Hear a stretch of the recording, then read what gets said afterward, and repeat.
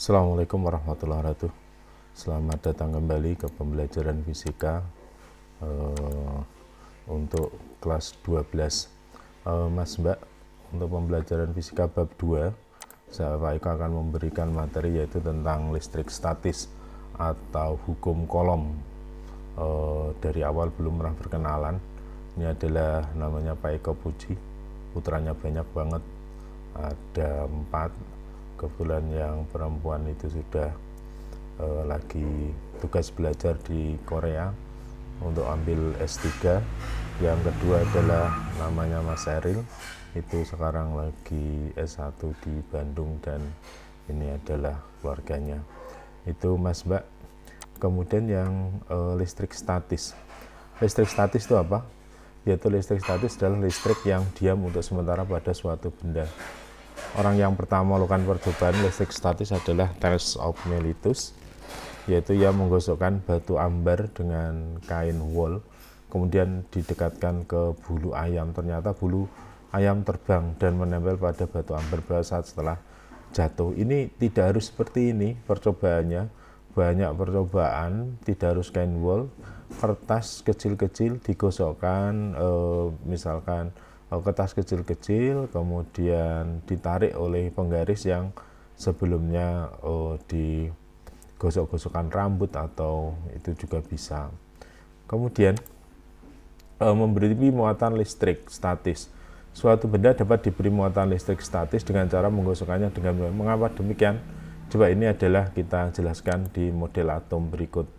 Ini adalah atom, yaitu adalah bagian terkecil dari suatu benda unsur, ya kan, berarti ada parti atom, kemudian unsur, kemudian baru terdiri dari benda.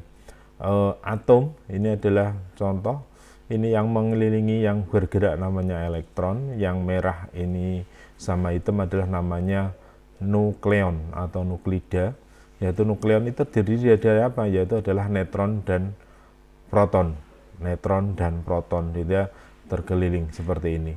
Kalau misalkan proton memiliki muatan positif, sedangkan negatif adalah elektron, netral adalah neutron. Sehingga ini adalah sifat dari muatan, bukan benda. Nah, kalau benda yang bermuatan positif itu bagaimana? Ya enggak? Coba kita lihat atom. Ini adalah atom ini adalah atom, model atomnya. Elektron mengelilinginya, kemudian protonnya di sini adalah sama nuklida atau nuklida di dalam. Coba kita lihat yang berpindah yang mana?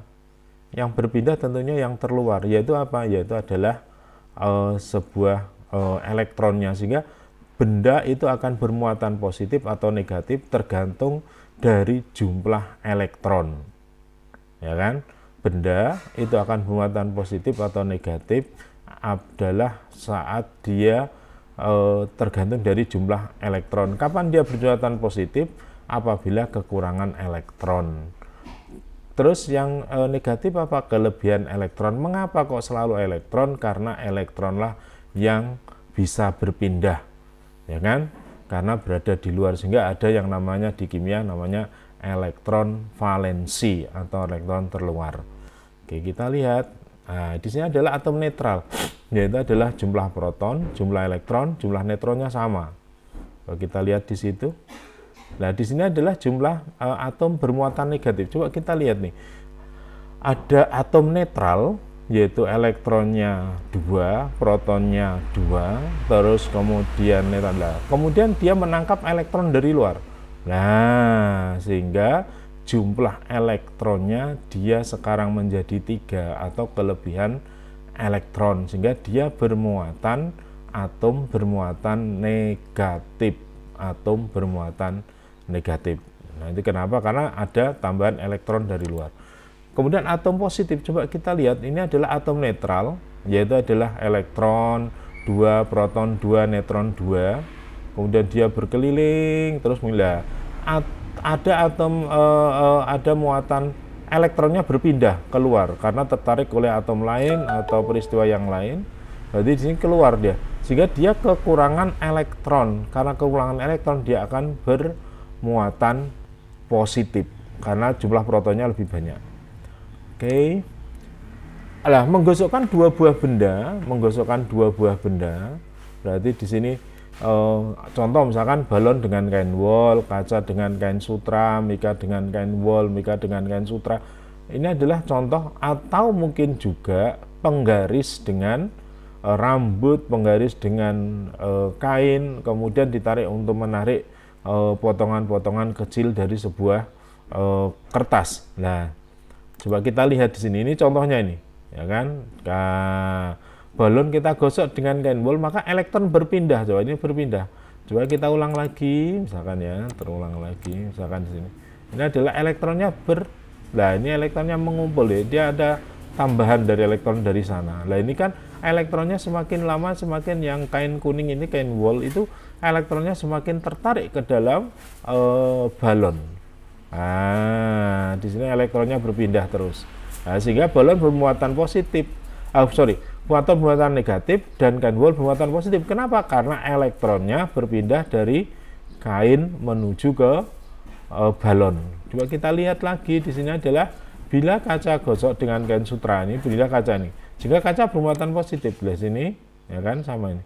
Ini adalah contohnya. Ini adalah ya, bahwa yang tadinya netral, kaca, ya kan, elektron yang dari kaca dia akan tertarik menuju ke sana. Oke, elektronnya itu tertarik kepada kain, maka kainnya akan bermuatan negatif, kacanya akan bermuatan positif. Nah, sini sifat muatan listrik, jika muatannya sama saling tolak menolak, dan jika muatannya berbeda maka akan saling tarik menarik. Nah, di sini adalah benda netral akan selalu ditarik oleh benda bermuatan listrik. Netral itu selalu ditarik, maka kita sebagai sifat harus selalu netral, jangan ada positif dan negatifnya itu, karena nanti mesti kalau bermuatan negatif akan tertarik dengan positif dan negatif. Ini adalah sifat manusia dasar. Nah, ini contohnya menginduksi benda bermuatan listrik. Contoh, ini adalah terjadi pada awan. Kenapa terjadi misalkan terjadi petir yang luar biasa? Kenapa? Karena di atas ini bermuatan positif, ya kan? Bermuatan positif. Coba dekder. Nah, kalau misalkan di sini tidak ada penetral, apa yang terjadi? Maka di sini akan terjadi ledakan yang luar biasa. Loh, kenapa? Karena muatannya kelebihan muatan dia. Ya kan, kelebihan muatannya di sini adalah petir, ya kan, maka dia perlu untuk bypass ke tanah, sehingga ada penangkal petir itu mesti memakai kabel, ya kan. Ini coba kita lihat lagi, dia bermuatan positif, ya kan, menuju ini adalah contoh yang bermuatan negatif, maka negatifnya akan tersalur ke bawah, ya kan. Tapi kalau petir di sini positif ya, muatannya positif, sehingga tergroundkan. Jadi dia adalah contoh yang muatan negatif saja. Nah, ini kalau misalkan dia kan lebihan ini jadi netral, maka dia tersalurkan. Ini misalkan ada sebuah gedung, misalkan seperti itu. Oke, ini adalah manfaat dari penangkal petir, sehingga dia tidak terjadi lonjakan. Ini adalah Gilbert, dokter istana, ya, ini yang membedakan dengan gejala kemagnetan. Kemudian Dufay, tolak menolak, berarti di sini adalah Franklin, ya kan, Melikan ini banyak sekali ilmuwan fisikanya di sini, ya, Melikan. Kemudian hukum Coulomb. Oke, tadi sudah disampaikan kalau muatan positif dengan positif akan tarik menarik, negatif dengan negatif tarik tolak menolak, positif dengan positif tolak menolak. Tetapi kalau positif dengan negatif akan tarik menarik. Lah, antara keduanya itu terdapat gaya namanya gaya Coulomb, ya kan. Ini adalah dari penemunya adalah Charles Augustin de Coulomb, yaitu adalah yang menemukan ini, ya. Karena dia sebanding dengan besar muatan masing-masing dan berbanding dengan kuadrat. Lah, arti sehingga di persamaannya adalah F sama dengan K1 Q2 per R1 kuadrat. R12 ini menunjukkan dia vektor, dan K adalah Boltzmann, yaitu adalah 8,99 kali 10 pangkat 9 Newton meter kuadrat per Coulomb kuadrat. Ini adalah hukum Newton. Sehingga, nah ini kalau misalkan Kalau Q1 positif, Q2 negatif, maka positif kali negatif adalah menjadi negatif. Berarti kalau F-nya nanti negatif, maka dia akan tarik menarik. Positif kali positif, Q1 positif, Q2 positif. Positif kali positif akan bertambah, akan menjadi positif. Maka dia F-nya positif. Maka kalau F positif, dia tolak menolak. Negatif, Q1, Q2 negatif, negatif kali negatif akan terjadi positif. Maka F12 akan terjadi muatan positif. Maka kalau F itu positif akan tolak menolak, kalau negatif adalah tarik menarik. Kemudian ini adalah contohnya ya kan, ini adalah plastik roller revolve ya kan, di sini adalah positif positif. Jika kalau terjadi positif dia akan tolak menolak dia, ya kan. Kalau di sini juga akan tolak menolak positif dengan positif, tetapi bagaimana dengan positif dengan negatif, maka dia akan tarik menarik. Berarti di sini adalah, nah ini adalah kalau ada gaya, maka ada medan. Nah, ini medannya, kan? Garis medan listrik bermula dari positif dan negatif, muatan negatif. Oke. Kalau positif keluar, coba kita lihat di sini adalah muatannya keluar semua nih. Ini adalah medannya keluar. Tapi kalau negatif dia masuk. Kemudian positif ke negatif dia akan arahnya dari positif menuju ke negatif. Coba kita lihat. Kemudian di sini adalah ada, nah, coba kita lihat juga positif dengan positif. Dari keempat gambar ini tidak ada gambar garis-garis medan magnet yang saling tumbukan, nggak ada, karena sifatnya teratur. Ini adalah sifat-sifat dari garis-garis medan listrik. Yang pertama, muatan positif keluar, muatan negatif masuk, dari positif negatif, dari positif positif akan tolak menolak, dan sebaliknya adalah negatif dengan negatif. Dan yang terakhir adalah garis-garis diambar simetris, meninggalkan atau masuk. Simetris artinya tidak ada yang berkelainan ya. Terus jumlah garis yang masuk sebanding dengan besar muatan, maka garis semakin besar muatannya, maka medan listriknya itu akan semakin garis-garis semakin kuat, semakin tinggi. Oke, ya ini adalah ini adalah konsepnya, adalah F sama dengan E per Q. Ini gambarnya ya, positif adalah keluar, negatif adalah masuk, sehingga E ya kan, electrical atau listrik ya kan, F atau force atau gaya, nah, dibagi kuantum Q ya kan, berarti E sama dengan F per Q. Oke, di sini adalah coba kita lihat ya, hukum Coulomb untuk E akibat satu muatan listrik. Berarti di sini kuat medan bermuatan berkurang ketika menjauh dari sumber. Coba lihat di sini, sehingga E itu berbanding terbalik dengan R kuadrat. Nah, di sini adalah gerak muatan di dalam medan listrik. Contoh ini adalah tabung katoda. Tabung katoda itu apa? Yaitu katoda ya, misalkan contoh TV-TV yang zaman dahulu, yang belakangnya ada besar sekali itu. Nah, di sini adalah ada sebuah ini adalah F mekanik sama dengan F listrik. Berarti di sini adalah ini adalah Florence screen. Berarti di sini ada high voltage ya kan. Nah, sehingga A sama dengan Q per M kali E. Berarti di sini adalah tadi F mekanik sana. Di sini ada bahaya listrik statis, tangki truk pengangkut bahan bakar mudah terbakar, sehingga di belakangnya mesti ada rantai, dimasukkan garis listrik statisnya langsung karena gesekan ban dengan jalan dapat dinetralkan sehingga tidak membahayakan muatan tangki, sehingga kita lihat setiap tangki di belakangnya mesti ada rantai-rantai itu. Oke, contoh ini penggunaan listrik statis adalah ditemukan oleh F.G. Cottrell ya kan. Alat ini digunakan untuk membersihkan udara yang keluar dari cerobong asap. Pengecatan mobil jelas ya kan. Kemudian yang paling luar biasa adalah mesin fotokopi. Seperti itu Mas Mbak untuk penjelasan tentang listrik statis. Dilanjutkan untuk latihan.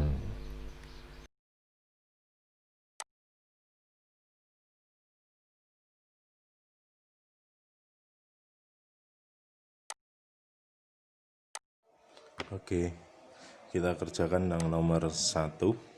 Berarti ada 8 positif, berarti di sini 8 mikrokolom, di sini ada 18 mikrokolom, jaraknya 20 cm.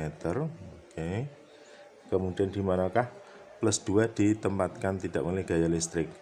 Kini plus, di sini plus, di sini juga plus, berarti sejenis kan?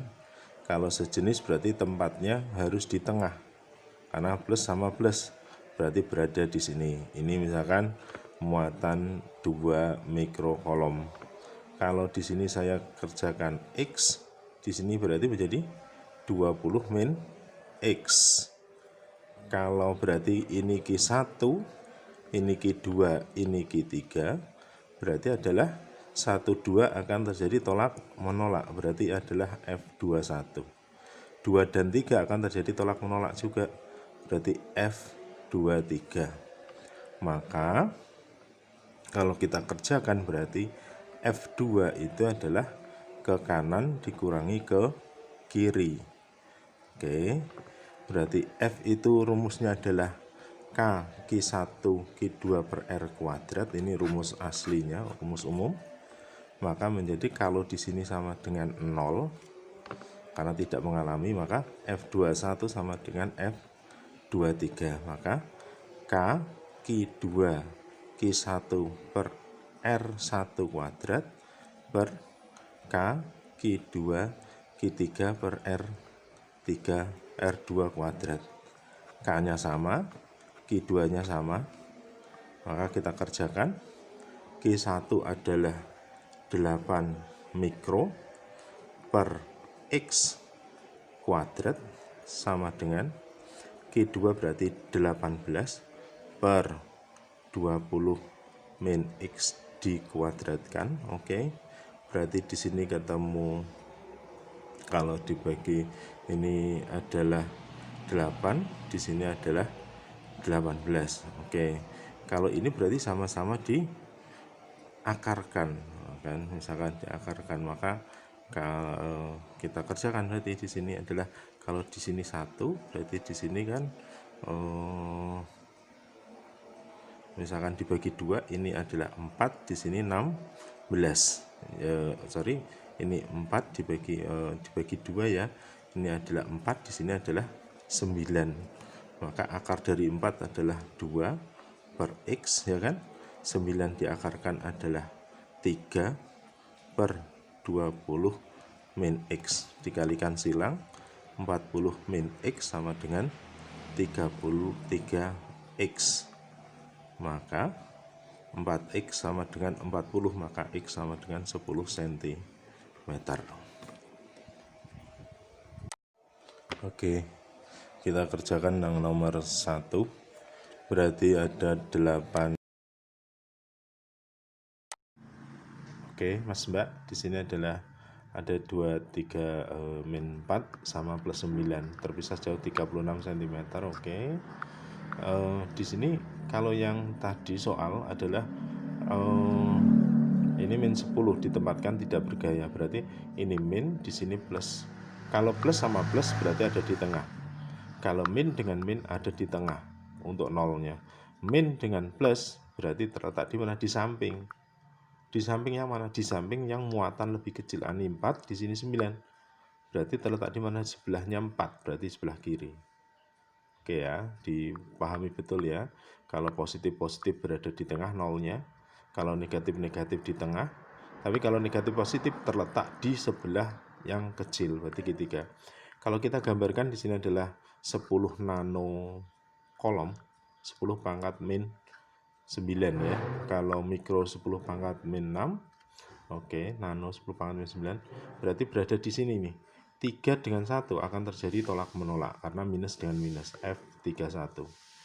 3 dengan 2, 3 dengan 2 berarti adalah negatif dengan positif, akan tarik menarik.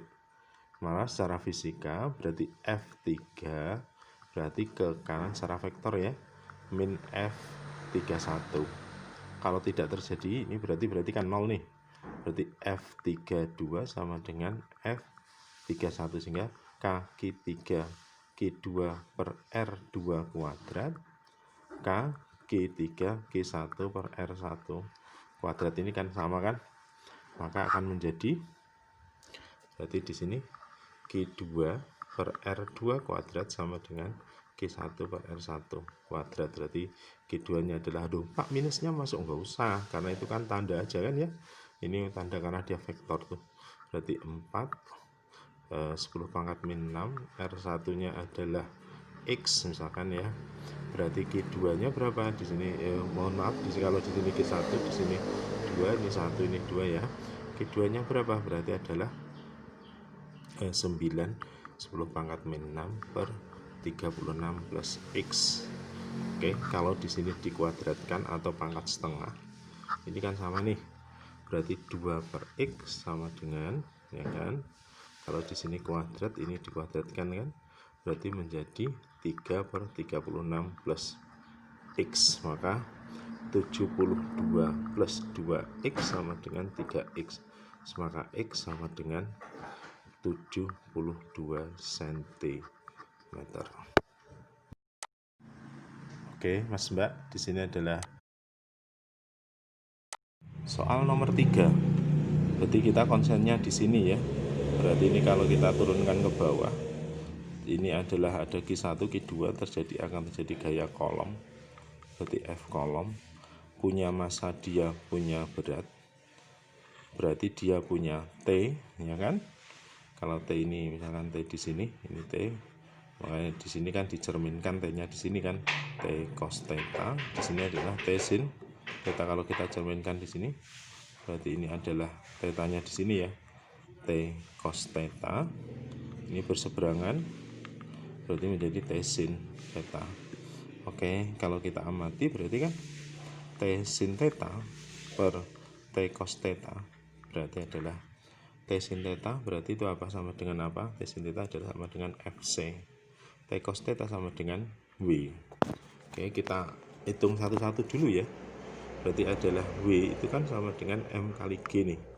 M-nya berapa? 0,900 mg, berarti 0,9 dikalikan 10, berarti ketemu 9 Newton.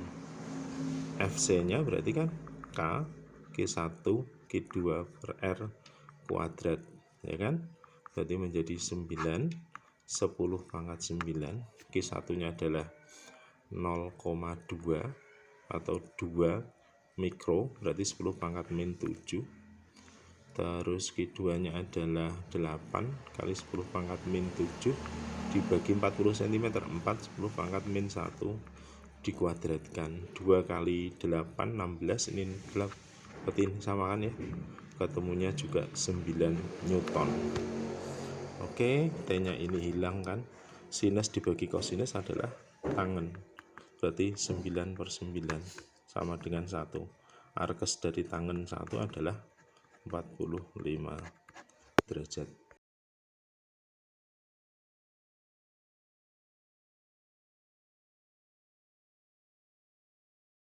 Soal nomor 3. Oke, nomor 3. Kita amati sudut segitiga sama sisi adalah kurang lebih seperti ini. Oke. Dengan A-nya adalah 20 cm. Oke. Di titik 1 berarti di sini ya, ini muatan positif. Titik 2 adalah negatif. Titik 3 juga negatif. Oke. Hitung besar gaya pada muatan kedua. Ini kalau ini misalkan Q1, ini Q2, ini Q3, kedua berarti di sini kan ya. Plus sama min akan terjadi gaya tarik menarik F21. Oke. 2 dan 3 akan terjadi apa? Gaya tolak menolak, berarti ke sana kan. F32 kalau misalkan di sini. Maka gaya 3-nya berapa? Kita memakai jajaran genjangan. Inilah F2-nya. Oke. Berarti di sini sudutnya berapa? Kalau sama sisi di sini 60 derajat, berarti di sini 120 derajat. Oke.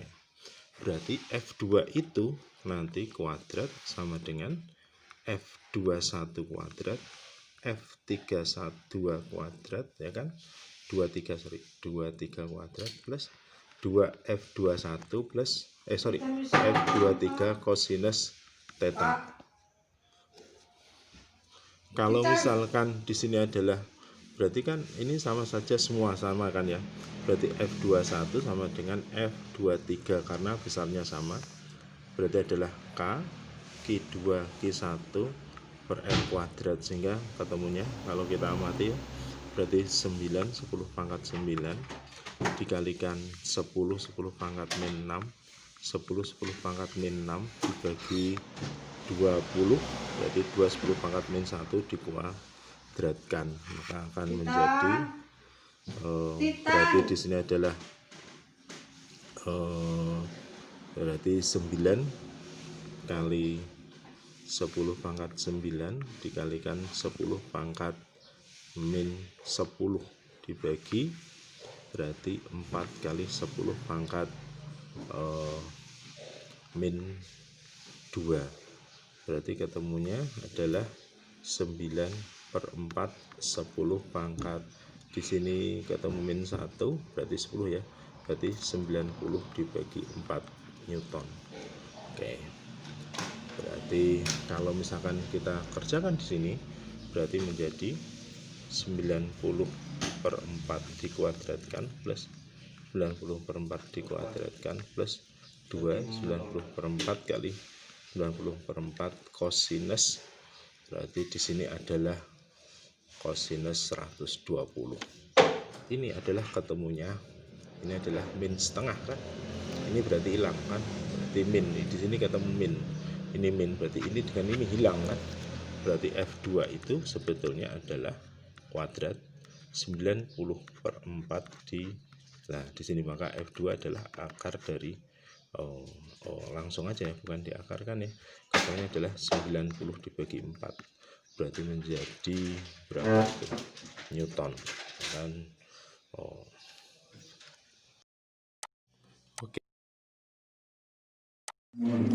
Soal nomor 5, berarti kalau besar gambar berikut misalkan 3 buah ABC bentuk sudut siku-siku di A. Jika muatan sama, berarti di sini kan, berarti kalau kita gambarkan sini, berarti ini FAC, sini adalah FAB, maka F-nya kan ke sana nih, sudutnya siku-siku theta 90 derajat. Oke, maka FA-nya itu berapa?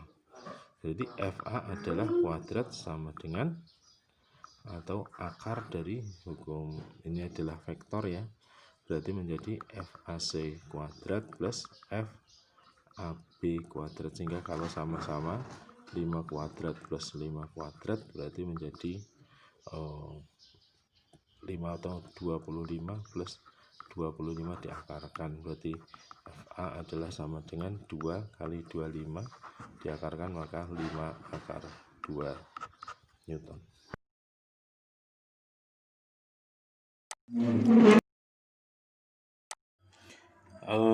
Sekarang soal medan listrik, 2 buah muatan masing-masing Q1 1 mikrokolom, Q2 4 mikrokolom, terpisah sejauh 10 cm.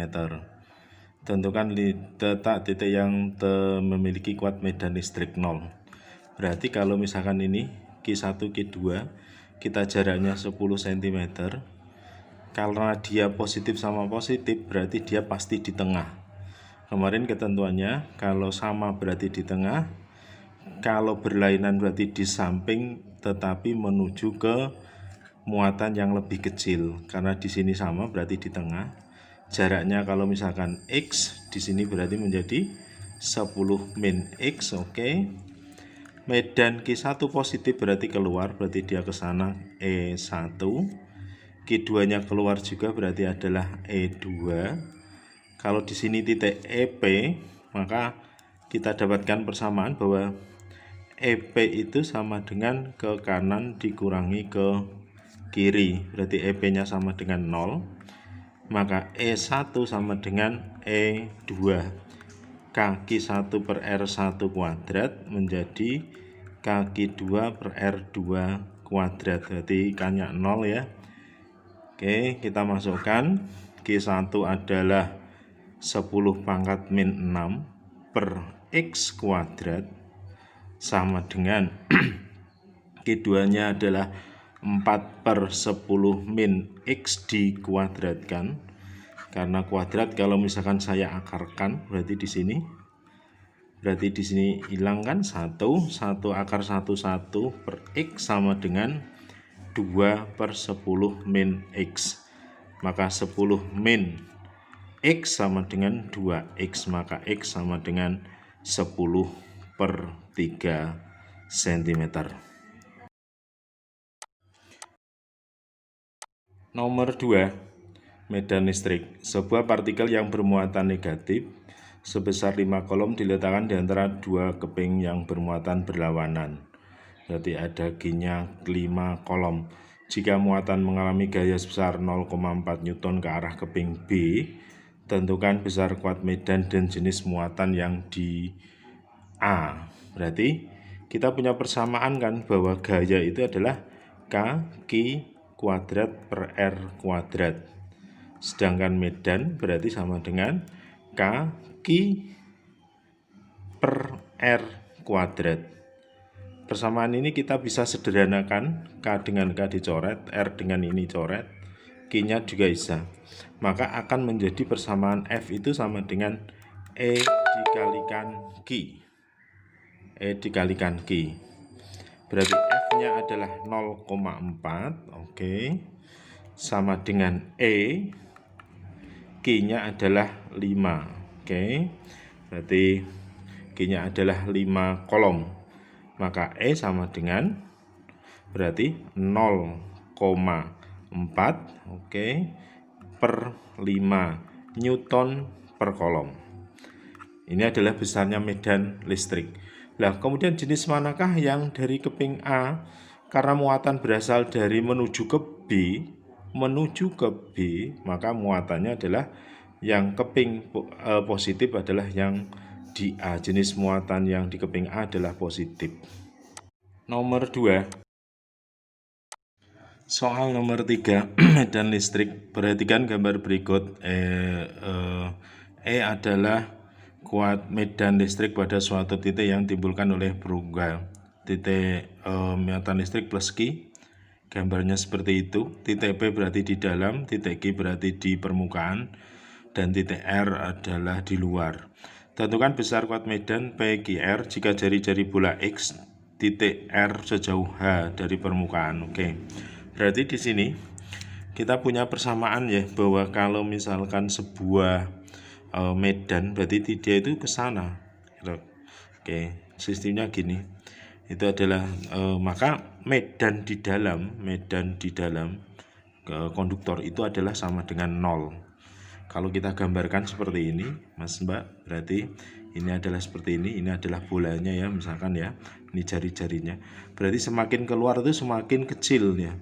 Kenapa? Karena E sama dengan K per R kuadrat, berarti di sini.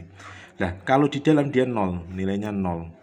Dari 0. Berarti EP itu sama dengan 0, ya kan? EQ itu sama dengan KQ per.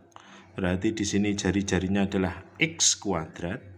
Berarti sedangkan ER karena dia ketinggiannya sana H ya, berarti KQ per H kuadrat. Ini berlawanan dengan sebuah, kalau misalkan voltase beda potensial, di dalam itu sama dengan di kulit bola, ya kan?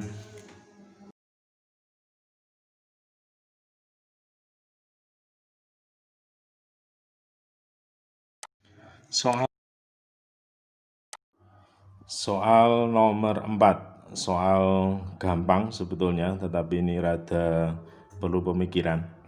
Pada titik bujur sangkar berarti 4 gini ya, 4 B, C, D, A, B, C, D dengan sisi yang sama. Muatannya yang A adalah plus, muatan B adalah plus, muatan C adalah min, muatan D adalah min. Oke, karena dia di sana, kalau misalkan gini ya, berarti EA karena dia ini adalah diagonal, R-nya kan sama semua tuh. EA sama dengan EB sama dengan EC sama dengan ED kalau kita ibaratkan sama dengan E, berarti di sini karena semua sama ya. Tentukanlah di pusat bola, berarti EP-nya di sini. Oke. Kalau misalkan di A, ini kan positif nih, medannya kemana dia? Keluar, berarti ke sana. Ini adalah EA. EC gimana? Oh, masuk dia sana. Oh, oke, berarti EC masuk. ED bagaimana? Oh, keluar dia. EB-nya keluar. ED-nya masuk lagi ED. Berarti kalau misalkan di sini kita ibaratkan, ini berarti kalau begitu EP-nya itu di sini, EP. Oke, berarti seperti ya. Kalau kita gambarkan seperti ini, seret, ini berarti 2E, ini adalah 2E, ini adalah Pythagoras ya. Berarti di sini adalah EP. Nah, kalau EP berarti adalah sama dengan gimana? Memakai Pythagoras ya, EP kuadrat sama dengan 2E dikuadratkan plus 2E kuadrat. Duh Pak, kenapa kok dia tidak ada sudut dengan 90 0 dia sinnya? Berarti EP-nya sama dengan, berarti di sini 4E kuadrat, di sini kuadrat ya. Ini adalah 4E kuadrat. Oke, maka EP sama dengan menjadi 4 kali 2E kuadrat kali diakarkan ya, berarti menjadi sama dengan EP sama dengan 2 akar 2E. Prinsip dari soal ini adalah arah ya, arah medan itu berarti keluar, medan positif ya. Kalau min berarti adalah masuk. Kemudian dipadukan dengan persamaan Pythagoras.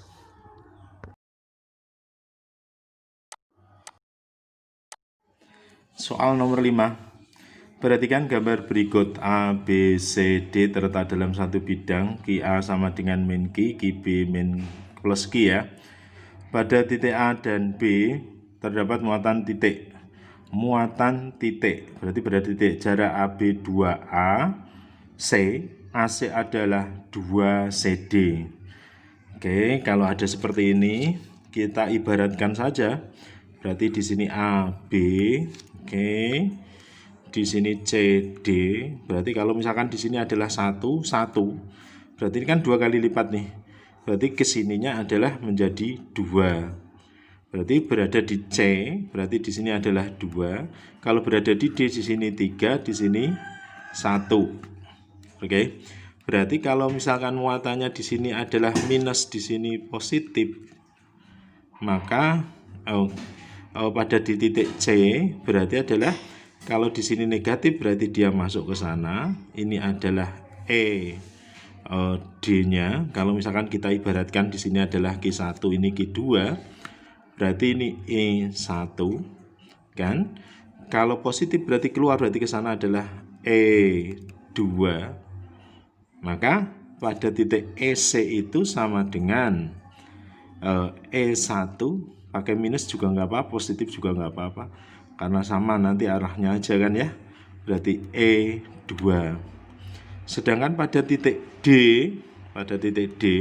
ingat sini adalah cuman berubah pada 3 dan 1. Kalau sini 2, berarti kalau misalkan EC ini adalah sama, kalau kita ibaratkan ya, berarti adalah ini E, oke, kaki per R1 kuadrat minus kaki 2 per R2 kuadrat, Q-nya sama, berarti menjadi E min kaki per 1 R1 kuadrat min 1 R2 kuadrat.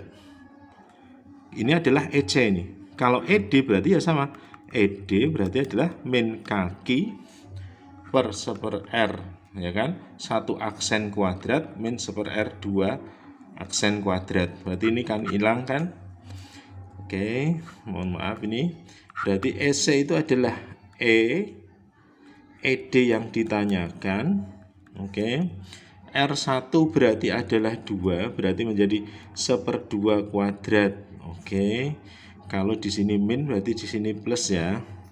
Ini plus, oke.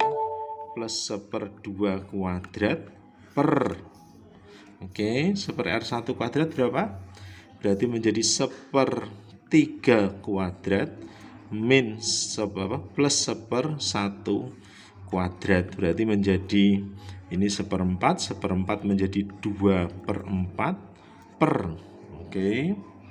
Ini berarti 1/9, ini 1/1, berarti menjadi 10/9, berarti menjadi 2/4, perkalian silang ya, 9/10, berarti di sini ketemu 5. Kalau EC adalah E yang ditanyakan ED, berarti menjadi 9/20. Maka ED berarti sama dengan 20/9 dikalikan E.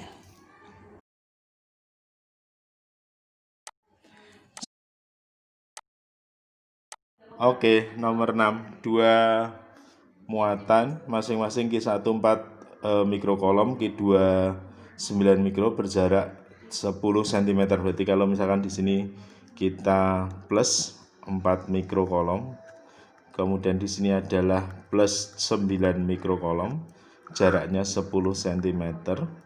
Titik yang memiliki medan di 0 ini sama-sama positif, berarti kalau sama-sama positif letaknya pasti di tengah. Oke, kalau misalkan di sini titik P, ini jaraknya X, berarti di sini adalah 10 min X. Oke, kalau 4 positif berarti ke sana adalah, kalau ini Q1, ini Q2, ini adalah E1, di sini adalah E2, maka EP sama dengan E ke kanan dikurangi E ke kiri, berarti sini sama dengan 0, maka E1 sama dengan E2. Dimasukkan persamaan, K1 per R1 kuadrat, K2 per R2 kuadrat, maka Q1 berapa? Berarti adalah 4, 10 pangkat min 6 per X kuadrat, sama dengan 9 kali 10 pangkat min 6 per 10 min X dikuadratkan. Ini hilang, diakarkan pangkat setengah, maka ketemu 2 per X sama dengan 3/10 min X. Perkalian silang ya, 20 min X, 20 min 2X sama dengan 3X. Maka 5X sama dengan 20, maka X sama dengan 4 cm. Sekarang adalah bagian beda potensial. Nomor 1. Perhatikan gambar 3 buah muatan yang berada pada sekitar titik P berikut. Berarti ada Q1, Q2, Q3, 5, 3, dan 5 cm. Jika K sekian, Q1 sekian, Q2 sekian, dan Q3. Beda potensial. Oke, persamaan diulang kembali bahwa F itu kan sama dengan Kq kuadrat per R kuadrat. E itu adalah Kq per R kuadrat, sedangkan V adalah Kq per R. Maka kalau misalkan F sama E kita jadikan satu, berarti kan F Kq per R kuadrat per E sama dengan Kq per R kuadrat. Ini kan hilang ya kan? Maka F sama dengan E kali Q. Nah, bagaimana kalau misalkan E dengan V?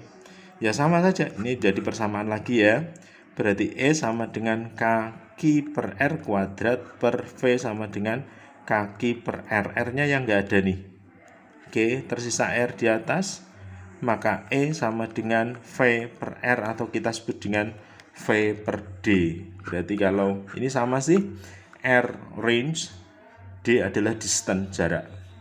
Nah, bagaimana untuk persamaan dia nomor 1 itu? Oke, nomor 1 berarti kalau begitu beda potensial itu bukan vektor. Kalau bukan vektor berarti ya sama aja disatukan jadi satu. Berarti V titik P sama dengan ya sigma VI RI.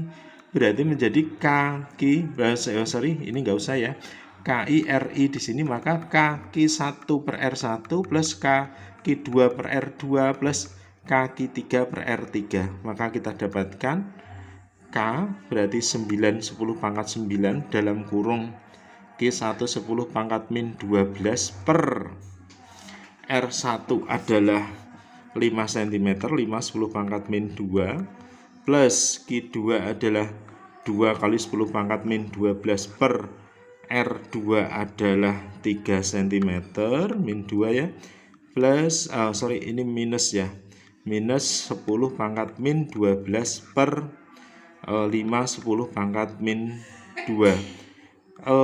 Ini 10, di sini min 10, berarti ini hilang, dicoret. Oke.